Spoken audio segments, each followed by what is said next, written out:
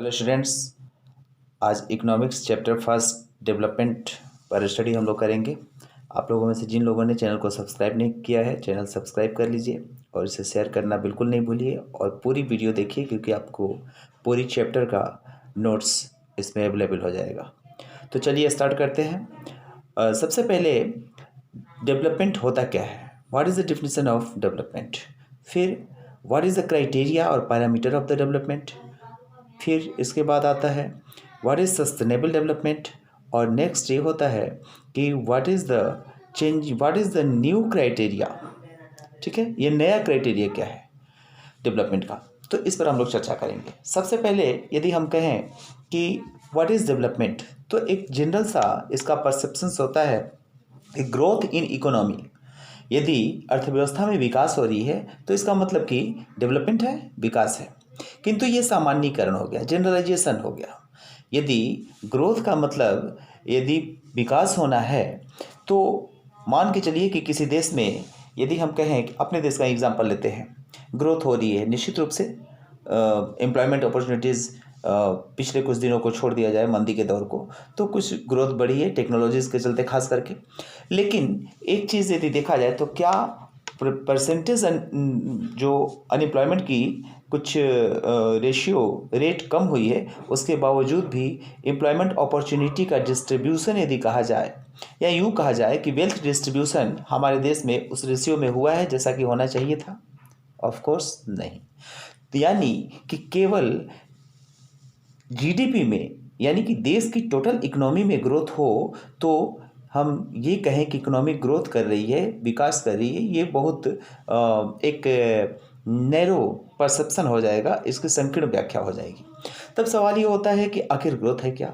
तो देखिए, हर व्यक्ति की अपने अपने गोल होते हैं, अपने अपने टारगेट होते हैं, अपने अपने लक्ष्य होते हैं। मान लीजिए यदि कोई व्यक्ति भूखा है तो उसके लिए 2 रोटी दोनों वक्त की मिल जाए, ये सबसे बड़ी गोल होती है। यदि कोई व्यक्ति मीडियोकर्स है तो वो और हाई कैसे राइज करे। यदि कोई एंटरप्रेन्योर है तो उसकी ग्रोथ और ज़्यादा कैसे होगी। यानी it may vary from person to person. तो ग्रोथ की जो गोल होती है, यानी पर्सन टू पर्सन हर व्यक्ति के गोल लक्ष्य अलग अलग हैं। जाहिर सी बात है कि उनके अनुसार विकास का पैमाना भी अलग होगा। तब सवाल ये है कि कोई एक जनरल पैमाना जो होता है, तो वर्ल्ड बैंक, सबसे पहले यहाँ पर आपको समझाते हैं कि वर्ल्ड बैंक की जो पहली पैरामीटर होती थी वो ये होती थी, यदि या आज भी है, वर्ल्ड बैंक की पैरामीटर ये आज भी है कि यदि किसी देश की इकोनॉमी ग्रोथ कर रही है, दैट मीन्स कि वहाँ पे ग्रोथ हो रहा है। ठीक है, उस हिसाब से ग्रोथ हो रहा है। अब यदि टोटल ग्रोथ बढ़ेगी किसी देश की, इट मीन्स कि जीडीपी बढ़ेगी। जीडीपी का मतलब होता है ग्रॉस डोमेस्टिक प्रोडक्ट। ऑब्वियस सी बात है, जब हम ग्रॉस डोमेस्टिक प्रोडक्ट कहेंगे, सेकंड चैप्टर में आपको पढ़ना पड़ेगा। सेकंड चैप्टर में है कि सेक्टर 3 तरीके के होते हैं। सेक्टर सेकंड चैप्टर है आपका इकोनॉमिक्स का। तो जाहिर सी बात है कि जब हम जीडीपी की बात करेंगे तो GDP equal to production from the primary sector plus production of the secondary sector plus production of the tertiary sector. यानी कि तीनों सेक्टर के जो प्रोडक्ट्स हैं उनको एग्रीगेट कर दिया जाए, ऐड कर दिया जाए, सम कर दिया जाए, तो दैट विल बी जीडीपी। और जीडीपी को जब इनकम में कन्वर्ट कर देते हैं तो it will B GNI, gross national income. ठीक, अब ग्रॉस नेशनल इनकम को यदि हम टोटल पॉपुलेशन से डिवाइड कर दें तो ऑफ कोर्स ये पर कैपिटा इनकम हो गई, प्रति व्यक्ति आय हो गई। यानी देश की कुल आय डिवाइडेड बाई कुल जनसंख्या इक्वल टू प्रति व्यक्ति आय, पर कैपिटा इनकम, उसको पीसीआई कहते हैं। ये वर्ल्ड बैंक का क्राइटेरिया है, या आज भी क्राइटेरिया है। लेकिन सवाल ये होता है कि क्या प्रति व्यक्ति आय, वही जहाँ से मैंने शुरुआत की थी, यदि मान लीजिए कि देश की टोटल इकोनॉमी बढ़ गई, ठीक है, एग्रीकल्चर में ग्रीन रिवॉल्यूशन के बाद हम लोग अपने ही देश का एग्जांपल लेकर के चलते हैं, बहुत तेज़ी से हम लोगों ने विकास किया है। 90s के बाद हमारे टर्शियरी सेक्टर, खास करके आईटी सेक्टर बहुत ज़्यादा तेज़ी से बूम किए हैं। तो इस तरीके से यदि देखा जाए तो अनडाउटेडली हम लोगों की ग्रोथ बहुत अच्छी हुई है, या वर्ल्ड वाइड भी देख सकते हैं, बहुत सारे ऐसे देश हैं। तो यदि हमारा, और एक चीज़ यहाँ पर इकोनॉमी के ग्रोथ का एक इंडिकेशन ये भी होता है कि जैसे कोई इकोनॉमी प्राइमरी सेक्टर से सेकेंडरी और टर्शियरी की ओर जाने लगती है, इट मीन्स की ग्रोथ टोटल इकोनॉमी की हो रही है। क्यों? क्योंकि प्राइमरी सेक्टर जैसे जिसमें एग्रीकल्चर आता है जिसमें फार्मिंग हनी बी पालना हो गया, या डेयरी का काम हो गया, या आपका एनिमल हस्बेंड्री हो गया, ये ऐसे हैं प्राइमरी सेक्टर की चीज़ है। इसमें रिस्क टेकिंग ज़्यादा होती है, ऑब्वियस सी बात है, रिस्क टेकिंग ज़्यादा होगी, प्रॉफिट की मार्जिन जो है कम हो जाएगा।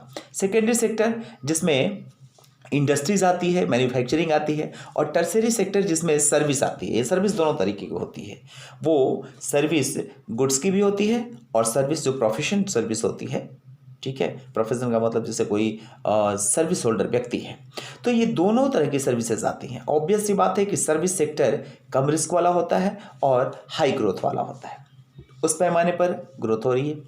अब सवाल ये है कि मान लीजिए कि किसी देश की इकोनॉमी की ग्रोथ टोटल तो हो गई, लेकिन यदि वहाँ पे अभी भी माइल न्यूट्रिशन है, कुपोषण है, फ्रेश ड्रिंकिंग वाटर अवेलेबल नहीं है, या बहुत सारे ऐसे गांव हैं जहाँ की इलेक्ट्रिसिटी अवेलेबल नहीं है, तो क्या उसको हम डेवलप मानेंगे? उस इकोनॉमी को हम डेवलप कह सकते हैं? ऑफ कोर्स नहीं। ये क्राइटेरिया लेकर के यूएनडीपी आया। इसके पहले आपको एक चीज़ और समझा देते हैं जो मैंने एग्जांपल दिया। जैसे हमारी बेसिक नीड्स होती हैं, एक इंसान की बेसिक नीड्स क्या होती है? हमारी बेसिक नीड्स जो एक कॉमन आदमी की होती है, वो एक अच्छा वातावरण हो, खाने पीने की सुविधा हो, और इसके अलावा उसकी जो सामान्य दिनचर्या की चीज़ें हैं वो फुलफिल हो जाए। ये है हमारी बेसिक नीड। जब कोई प्राइमरी इकोनॉमी होती है तो उसमें ये बेसिक नीड ही फुलफिल हो पाती है, जिसको हम लोग कहते हैं कि सबसिस्टेंस लेवल, ठीक है, यानी कि जीवन निर्वाह भर की व्यवस्था हो जाए। जब कोई इकोनॉमी उससे डेवलप होगी, या यूँ कहें कि जब किसी इकोनॉमी की डेवलपमेंट की ओर जाएगी, तो वहाँ के लोगों की इस नीड से ऊपर की नीड भी होगी। अब सवाल ये है कि यदि कोई इकोनॉमी की डेवलपमेंट का पैरामीटर है, तो उसके लिए ये भी ज़रूरी है कि हमारी बेसिक नीड्स, जब नीड्स ऊपर बढ़ेगी तो उसके अलावा अब सिक्योरिटी का प्रश्न आएगा, उसके बाद अच्छी एजुकेशन की का प्रश्न आएगा, उसके बाद एक प्रॉपर एडिक्वेट। देखिए, बेसिक नीड में क्या होता है? फुलफिलमेंट ऑफ रिक्वायरमेंट, यानी कि आपको भोजन तो मिल जा रही है, लेकिन यदि प्रॉपर एडिक्वेट और न्यूट्रिशियस फूड नहीं अवेलेबल है तो फिर वो डेवलपमेंट का सूचक नहीं होगा। तो सिक्योरिटी की नीड आ गई। उसके बाद आगे चल कर के ये नीड हमारी मोरल्स में आ जाती हैं, यानी कि अब हमें जैसे जैसे संपन्नता की ओर, जैसे इंडिविजुअल स्तर पर इसको आप समझिए कि जैसे कोई व्यक्ति जैसे जैसे वो धनी होते जाएगा, वैसे वैसे उसकी आवश्यकताएं बढ़ती जाएंगी। पहले बाइक लेगा, फिर कार लेगा और बड़ी कार लेगा, क्योंकि अब उसकी पैसे का लेवल भी बढ़ रहा है, उसकी जीवन शैली, जीवन स्टाइल भी बदल रही है। उसी तरीके से यदि देश के लेवल पर हम बात करें तो डेवलपमेंट के लिए पहले बेसिक नीड से ऊपर जाने के बाद ग्रेजुएशन लेवल पर लोक प्रशासन और मैनेजमेंट के पेपर में ये मास्लो का एक सिद्धांत आता है, मास्लो और हर्ट्जबर्ग का, तो उन्होंने इसको रेखांकित किया है। अब वहाँ से ये इकोनॉमिक्स में इसको लिया गया है, ठीक है।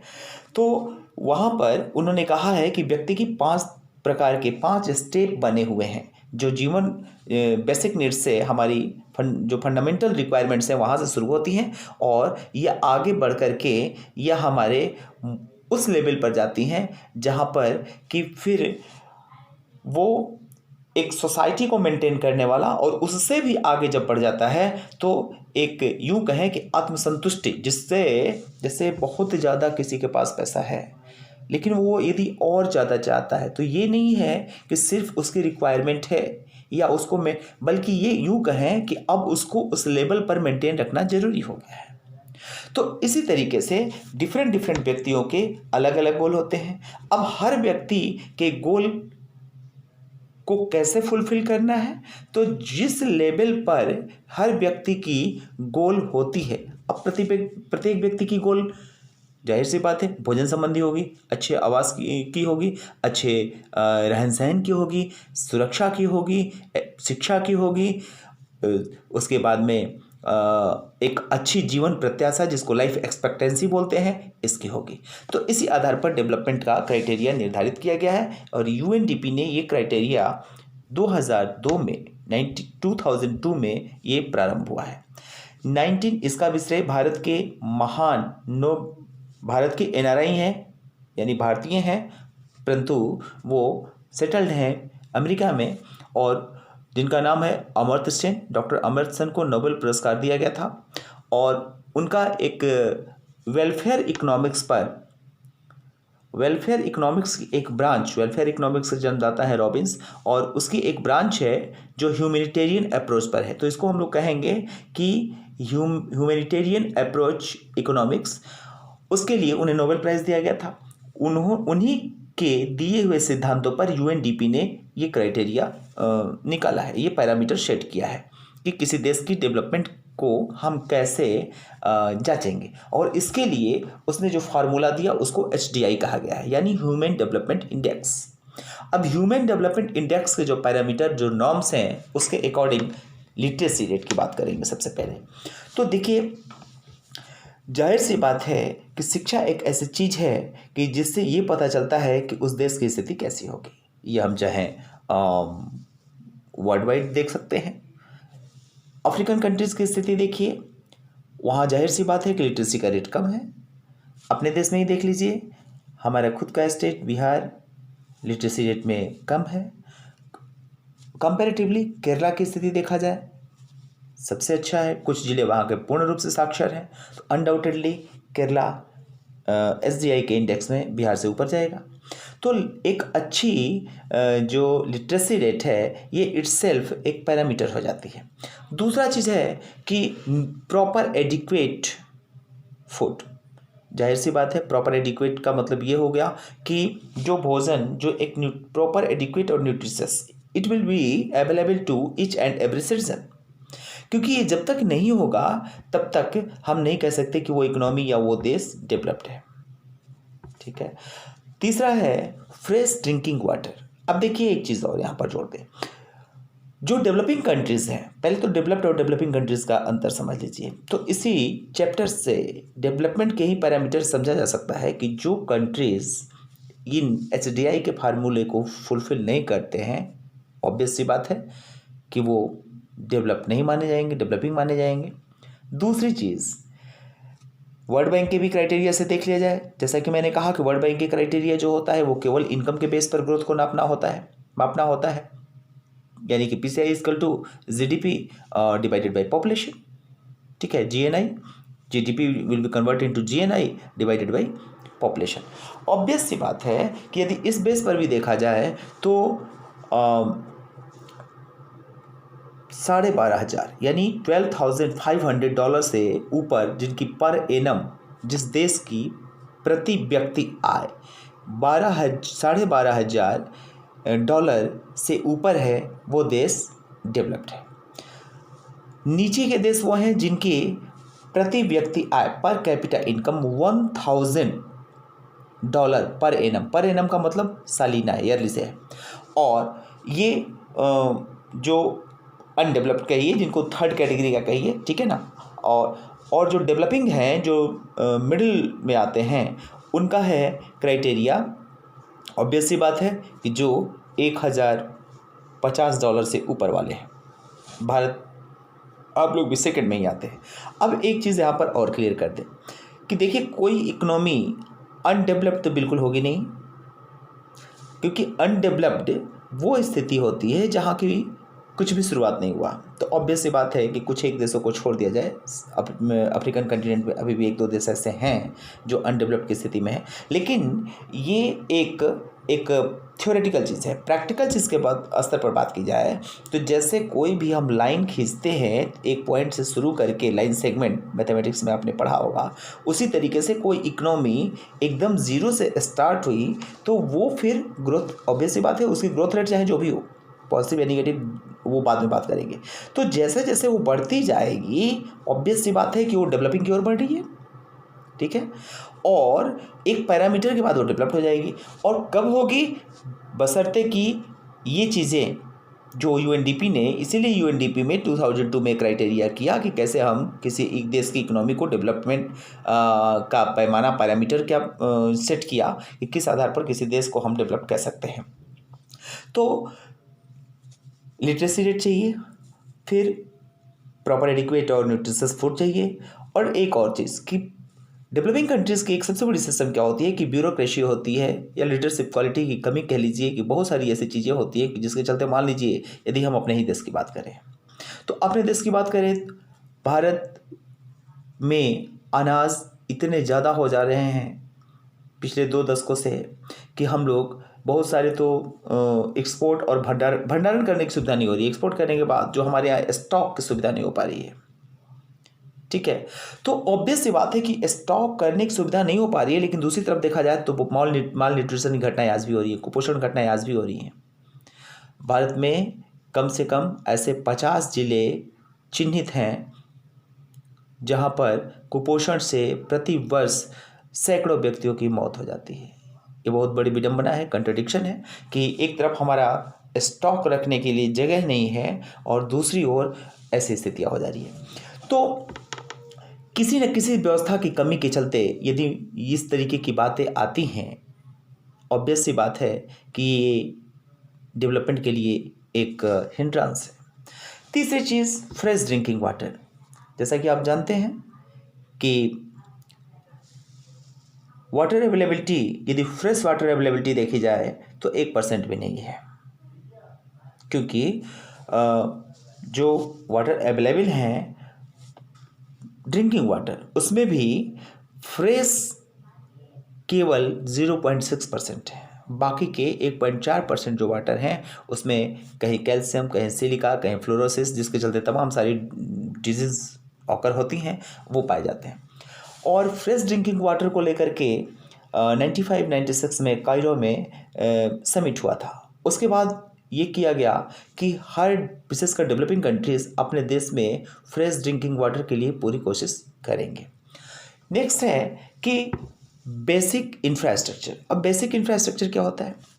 बेसिक इंफ्रास्ट्रक्चर का मतलब ये होता है जिसको हम लोग सोशल ओवर स्ट्रक्चर भी कहते हैं, जैसे पुल है, सड़क है, ट्रांसपोर्टेशन है, इलेक्ट्रिसिटी है, ये सारी चीज़ें बेसिक इंफ्रास्ट्रक्चर। बेसिक इंफ्रास्ट्रक्चर का मतलब वो होता है जो अपने आप में कोई इंडस्ट्री तो नहीं होती, लेकिन ये इंडस्ट्रीज़ के लिए जो कि कोर है, जाहिर सी बात है इंडस्ट्रीज कोर सेक्टर होती है डेवलपमेंट के लिए, उसके लिए ये बेस बनाती है कोर सेक्टर इंडस्ट्रीज के लिए, ठीक है। ऑफ कोर्स जब अच्छा ट्रांसपोर्टेशन होगा, मान लीजिए रिमोट कहीं देहात का एग्जांपल हम लोग लेते हैं, वहाँ पर हॉस्पिटल नहीं है और वहाँ से शहर में आना है और ट्रांसपोर्टेशन अच्छी नहीं है, कोई भी कैजुअलिटीज हो सकती है। तो ये तो डेवलपमेंट के लिए हिंड्रेंस हुआ, या ऐसे कहें कि ऐसी इकोनॉमी को तो हम डेवलप नहीं कह सकते ना। तो जहाँ पर अगला क्राइटेरिया ये हुआ कि इसके लिए ज़रूरी है डेवलपमेंट के लिए कि सोशल ओवर स्ट्रक्चर अच्छा हो। फिर उसके बाद बात आती है कि लाइफ एक्सपेक्टेंसी। अब लाइफ एक्सपेक्टेंसी क्या होती है? देखिए, लाइफ एक्सपेक्टेंसी का मतलब ये होता है कि एक व्यक्ति एवरेज जितना जीता है, ऑब्वियस सी बात है, ये भी पूरे देश की पॉपुलेशन को ही एवरेज करके निकाला जाएगा। तो यहाँ पर भी हम देखते हैं कि जब हम कंपेयर करेंगे तो ये पाएंगे कि जो वेस्टर्न कंट्रीज़ हैं, अमेरिका है, कनाडा है, नॉर्वे है, स्वीडन है, वहाँ के लोगों की एक्सपेक्टेड जो लाइफ है वो 80+ है। जो देश डेवलपिंग के स्तर पे पिछले पायदान पर खड़े हैं, एशिया और अफ्रीका के कुछ देश, वहाँ पर 50 से भी नीचे है, यानी एवरेज व्यक्ति की लाइफ 50 साल है। हम लोग जैसे भारत जो डेवलपिंग से डेवलप की ओर बढ़ रहे हैं, यहाँ पर 60+ अभी फ़िलहाल है, ठीक है। उसमें भी मेल फीमेल का अलग अलग हो जाता है। तो लाइफ एक्सपेक्टेंसी अपने आप में ये सूचक होता है, जाहिर सी बात है कि लाइफ एक्सपेक्टेंसी कहाँ ज़्यादा होगी? जहाँ के व्यक्ति को अच्छा खान पान होगा, अच्छी प्रॉपर फैसिलिटीज़ होगी, अच्छी एम्प्लॉयमेंट और इनकम होगी, उसका लाइफ स्टाइल अच्छा होगा। निश्चित रूप से यदि अच्छा है, इसका मतलब जो उस देश में फैसिलिटी अच्छी मिल रही है तो धनी देश है, ठीक। नेक्स्ट है बॉडी मास इंडेक्स होता है। बॉडी मास इंडेक्स क्या होता है? हमारी जो शरीर की हाइट और वेट, इसका जो प्रोपोर्शन निकाला जाता है। अब देखिए, ये भी एक बात है, यदि कोई व्यक्ति उसका प्रॉपर यदि खान पान है तो वो उसका बैलेंस अच्छा होगा। इसके साथ साथ इलेक्ट्रिसिटी की अवेलेबिलिटी या कंजम्पशन ऑफ पावर। जिस देश में कंजम्पशन ऑफ पावर ज़्यादा है, ऑब्वियस सी बात है कि वहाँ पर यदि पावर का मतलब यहाँ पर इलेक्ट्रिसिटी या other means of power, energy जो रिसोर्सेज होते हैं उससे है, ठीक है ना, चाहे वो कन्वेंशनल नॉन कन्वेंशनल, उस पर अभी हम लोग बाद में बात करेंगे, सस्टेनेबल डेवलपमेंट में बात करेंगे। तो यदि जिस देश में ये ज़्यादा अवेलेबल है, इसका मतलब कि वो देश धनी है, उस देश को हम डेवलप कहेंगे। फिर इसके बाद एजुकेशन की बात करें तो लिटरेसी रेट में एक और चीज़ आ जाता है, जैसे टोटल लिटरेसी रेट तो वहीं साथ में एक यूएनडीपी ने एक और क्राइटेरिया किया, इनरोलमेंट रेट। अब इनरोलमेंट रेट क्या होता है, जैसे आप लोगों ने देखा होगा कि गवर्नमेंट स्कूलों में हर जगह वो उसके बाहर भी लिख देते हैं लोग सर्व शिक्षा अभियान।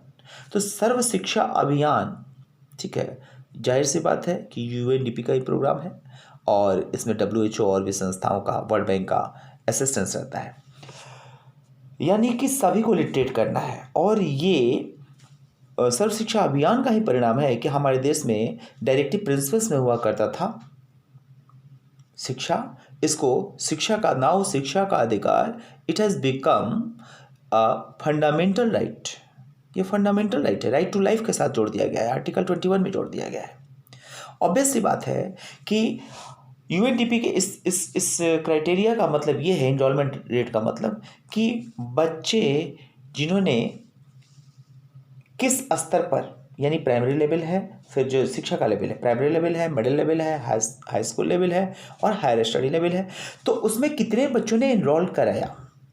यदि किसी देश में 100 बच्चे इनरोल कराते हैं और मान लीजिए कि प्राइमरी लेवल में ही 70 बच्चे छोड़ देते हैं, दूसरे बी कंट्री में 100 बच्चों ने एडमिशन लिया और वहाँ पे 30 बच्चों ने छोड़ा, ऑब्वियस सी बात है बी डेवलप्ड कंट्री है। एक और चीज़ बताएं, सर्व शिक्षा अभियान में शिक्षा के प्रति जागरूकता बढ़ाने, साथ ही इसको एलिमेंट्री एजुकेशन को भारत सरकार ने भी फंडामेंटल राइट में जोड़ दिया। इसके साथ आपने देखा होगा मिड डे मील वगैरह का जो प्रोविज़न किया गया है वो इसी के लिए किया गया है, ताकि ऐसे विशेषकर गरीब और वंचित डिप्राइव्ड क्लास के बच्चे जिनको दोनों चीज़ें मिल जाएंगी, शिक्षा भी मिल जाएंगी और दोपहर का भोजन भी उन्हें मिल जाएगा, ताकि उनकी न्यूट्रिशन को भी कहीं ना कहीं फुलफिल किया जा सके। इसके बाद एक चीज़ आती है कि फ्रेश एनवायरनमेंट।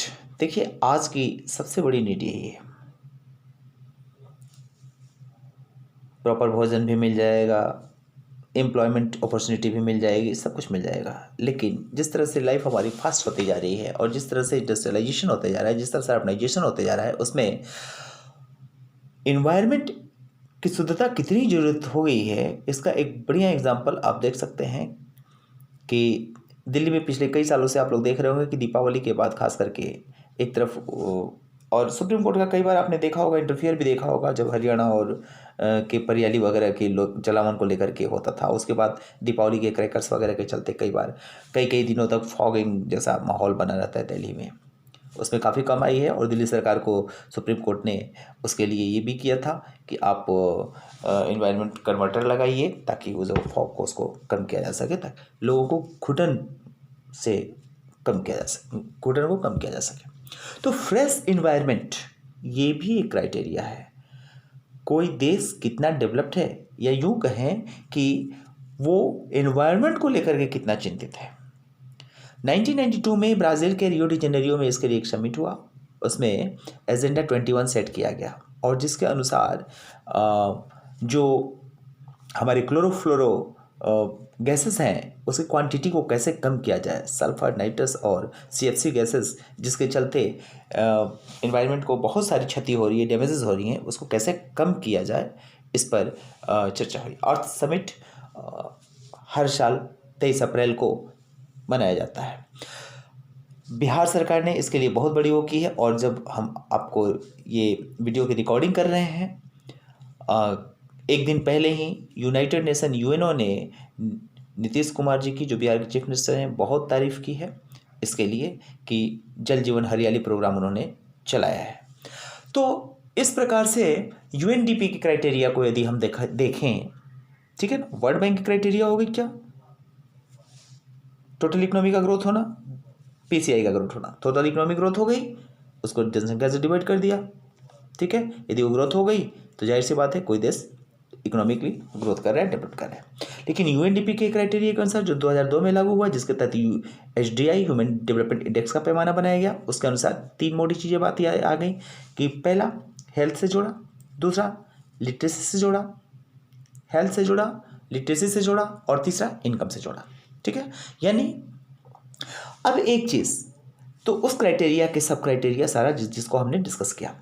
अब एक चीज़ और, इन सारी बातों के अलावा वेल्थ का डिस्ट्रीब्यूशन ये भी बहुत मायने रखता है। यदि मान लीजिए किस देश की इकोनॉमी तो बहुत बढ़ गई, लेकिन उसका सेंट्रलाइजेशन कुछ ही हाथों में है, कुछ ही इंडस्ट्रियलिस्टों के हाथों में है, तो भी इकोनॉमी को हम ये नहीं कहेंगे कि वो डेवलप हो रही है। यानी कि वहाँ पर एक सोशल जस्टिस के साथ जब तक डिस्ट्रीब्यूशन इकोनॉमी का, वेल्थ का नहीं होगा, तो वो इकोनॉमी डेवलप नहीं कही जाएगी। इट मीन्स कि in a broader aspect, in the narrower aspect, पहले बात करते हैं इन द नैरोअर एस्पेक्ट, ठीक है, only growth in income of per capita is the parameter, but in broader aspect, ठीक है, what the UNDP has applied, इसके लिए क्या क्या जरूरी हो गया, लिटरेसी होना चाहिए, लिटरेसी के साथ ही साथ जो रजिस्ट्रेशन रेट, ठीक है ना, यानी कि जिसको उसको नाम दिया गया है कि जो बच्चे स्कूल छोड़ते हैं उसको नाम दिया गया है drop out system. Drop out system कम से कम होना चाहिए, proper adequate nutritious food available होना चाहिए, फ्रेश ड्रिंकिंग वाटर अवेलेबल होना चाहिए, इलेक्ट्रिसिटी अच्छी होना चाहिए, और कंजम्पशन ऑफ पावर रिसोर्सेज अच्छा होना चाहिए, लाइफ एक्सपेक्टेंसी अच्छी होनी चाहिए, और लाइफ एक्सपेक्टेंसी होने के लिए एक और चीज़ ज़रूरी है कि हेल्थ रिक्वायरमेंट्स। अब हेल्थ रिक्वायरमेंट्स के लिए बॉडी मास इंडेक्स तो हो ही गया, वो तो एक इंडिविजुअल का हो गया, लेकिन उसके लिए ज़रूरी है कि हेल्थ फैसिलिटी अच्छी होनी चाहिए। और हेल्थ फैसिलिटीज़ के लिए जैसे हमारे देश में भी बहुत सारी स्कीम्स सरकारों ने वेलफेयर प्रोग्राम चलाए हैं, जिसके तहत हर गांव में एक प्राइमरी हेल्थ सेंटर PSC जरूरी कर दिया गया है, ठीक है। किंतु अभी भी देखा जाए तो हमारे देश में प्रति 1000 पर डॉक्टरों की उपलब्ध संख्या डेवलप्ड कंट्रीज के मुकाबले कम है। और ये सारी चीज़ें जोड़ करके हम ये कहेंगे कि डेवलपमेंट है। एक और चीज़ कि डेवलपमेंट के लिए ज़रूरी है कि सस्टेनेबल डेवलपमेंट हो। अब ये सवाल आता है कि सस्टेनेबल डेवलपमेंट है क्या? तो देखिए, सस्टेनेबल डेवलपमेंट को जनरली ये कहा जाता है कि सस्टेनेबल डेवलपमेंट का मतलब कि इस तरीके से रिसोर्सेज का यूज़ करना कि जो जिसको हम लोग बिना इस मात्रा में कंज्यूम करना कि फ्यूचर को देख करके हम कर सकें, ठीक है। यानी कि कहीं से वो डैमेजेस न जाए, यानी कि उसका इस लेवल में प्रयोग करना कि जिसको हम लोग रिप्लेस कर सकें। अब सवाल ये है कि स्पेशली एनर्जी सेक्टर के लिए बात की जाती है, ठीक है। जैसे मान लीजिए हम कोल, पेट्रोल और ये सब इस्तेमाल करते हैं, बायोगैस, ये चीज़ें, तो ये हमारी जो चीज़ें हैं ये कन्वेंशनल मीन्स हैं, कन्वेंशनल एनर्जी रिसोर्सेज है। पहली तो इनकी मात्रा सीमित है, जाहिर सी बात है कि ये रीजनरेट होने में बहुत टाइम लगेंगी। झरिया की जो कोल माइंस है और खेतड़ी का तांबे का कारखाना, वो इंडस वैली सिविलाइजेशन से खुदाई हो रहा है। अब आप समझ सकते हैं कि 2500 लगभग 1750 से 2500 BC उसका पीरियड है, और अभी 2000 यानी 4500 साल से खुदाई हो रही है। ऑब्वियस सी बात है कितना दिन और चलेगा, ठीक है। तो पहली चीज़ कि यह कोल को ले लेते हैं, अपने केमिस्ट्री में पढ़ा होगा या पढ़ेंगे कि कोल का फॉर्मेशन होने में लाखों साल लग जाते हैं। ये जितने भी कोल हम लोग अभी देख रहे हैं ये सब क्रिटेशियस पीरियड के हैं। ऑब्वियस सी बात है कि इसको बनने में लाखों साल लग जाते हैं। तो पहली चीज़ तो इसकी रीजनरेट नहीं हो सकता, जो कंज्यूम कर लिया हो तो रीजनरेट होगा नहीं, और नया जनरेट होने में टाइम बहुत ज़्यादा लगेगा। रीयूज़ नहीं हो सकता, एक बार यूज़ कर लिया तो फिर उसको रीयूज़ ख़त्म हो गया, उसकी क्वांटिटी, वो चीज़ ख़त्म हो गया ना। जैसे जितनी मात्रा हमने यूज़ कर ली वो कर ली, वो रीयूज़ नहीं हुआ, रिसाइकल नहीं हो सकता, ठीक है। तो इन सारे कारणों से क्या होता है कि ये जो हमारे कन्वेंशनल मीन्स ऑफ एनर्जी हैं ये सीमित हो जाते हैं। एक और सबसे बड़ा नुकसान है जो एनवायरनमेंट को, हमारे एनवायरनमेंट को इतना ज़्यादा नुकसान होता है कि जिसके चलते अभी हमने ग्लोबल वार्मिंग की हम लोग बात की, जिस पर प्रिवेंट करने के लिए, रोकने के लिए, उसको चेक करने के लिए अर्थ समिट और एजेंडा 21 अपनाया गया है। तो जाहिर सी बात है कि एजेंडा 21 का एक पार्ट ये भी है कि नॉन कन्वेंशनल एनर्जी को बढ़ावा देना। ठीक है, अब नॉन कन्वेंशनल एनर्जी का मतलब क्या हुआ? नॉन कन्वेंशनल एनर्जी रिसोर्सेज में वो रिसोर्सेज आते हैं, नॉन कन्वेंशनल एनर्जी रिसोर्सेज में वो रिसोर्सेज आते हैं जिसको हम लोग रीजनरेट कर सकते हैं, रीयूज कर सकते हैं, रिसाइकल हो सकता है। जैसे हाइड्रो इलेक्ट्रिसिटी है, जैसे टाइडल एनर्जी है, जैसे आपका वेव एनर्जी है, समुद्र की लहरों से तेज हवाओं की रफ्तार को उसको कन्वर्ट हम कर सकते हैं। उसके बाद में जियोथर्मल है। जाहिर सी बात है, जब हमारे घरों में बिजली की कम होने लगती है तो उसका पावर बढ़ाने के लिए हम लोग अर्थिंग देते हैं। तो ज़मीन के अंदर कहीं ना कहीं एनर्जी है, तभी तो अर्थ दे रहे हैं हम। तो उसी को यदि हम एनर्जी में कन्वर्ट कर दें, सोलर में हिमाचल प्रदेश में सबसे पहली बार हुआ ये प्रयोग, और भारत में बहुत सारे चल रहे हैं ऐसे। उसके बाद भावनगर गुजरात में टाइडल वेव का इस्तेमाल चल रहा है। टाइडल वेव्स को कैसे एनर्जी में कन्वर्ट करके बहुत सारी फैक्ट्रियाँ चलाई जा रही हैं। और सोलर सबसे ज़्यादा जो कि पॉपुलर है, सोलर 1992 में इज़राइल से भारत का संबंध पहले न्यूट्रल होता था, संबंध ही नहीं था कहिए तो, क्योंकि फिलिस्तीन इजराइल का आपसी झगड़ा है इसको लेकर के कि बहुत सारे अरब कंट्रीज नाराज़ ना हो जाए। लेकिन 1992 में पीवी नरसिम्हा राव आए तो इजराइल से संबंध हुआ और इजराइल का पहला प्रोजेक्ट जैसलमेर जोधपुर में लगा, और उसके बाद से सोलर एनर्जी में हम लोगों ने काफ़ी तरक्की की है। तो एक चीज़ यहाँ पर मैं जोड़ना चाहूँगा कि जब सस्टेनेबल डेवलपमेंट की बात होती है तो जनरली यही इस्तेमाल किया जाता है कि सस्टेनेबल रिसोर्सेज को इस तरह से कंज्यूम किया जाए कि फ्यूचर के लिए वो सुरक्षित रखा जाए और इन्वायरमेंट को सेफ रखा जाए। लेकिन यहाँ पर एक चीज़ ज़रूर आप ऐड करिएगा कि when we use the terminology sustainable development, it stands for continuous and gradual growth. इसके पहले एक चीज़ हम यहाँ पे और जोड़ दें कि 1992 में ही पीवी नरसिम्हा राव जी की जब गवर्नमेंट थी, भारत सरकार ने गैर परंपरागत ऊर्जा स्रोत विभाग यानी non conventional energy resources development department बनाया पहले, ठीक है, एनर्जी मिनिस्ट्री के अंतर्गत। और अब ये राज्य प्रभार के मंत्री यानी कि जो सेंट्रल गवर्नमेंट में स्टेट लेवल मिनिस्टर होता है उसके अंतर्गत एक स्वतंत्र मंत्रालय है। So it can be seen that कि कितना ज़्यादा नॉन कन्वेंशनल एनर्जी के प्रति भारत चिंतित है और किस तरीके से यहाँ पर उस दिशा में डेवलपमेंट हो रही है। ऑब्वियस सी बात है। तो यहाँ पर जो मैं समझा रहा था आपको कि जब हम सस्टेनेबल डेवलपमेंट कहेंगे तो सस्टेनेबल रिसोर्सेज के इस डिफिनेशन के साथ हम एक चीज़ जरूर जोड़ेंगे कि sustainable development stands for a continuous and positive development.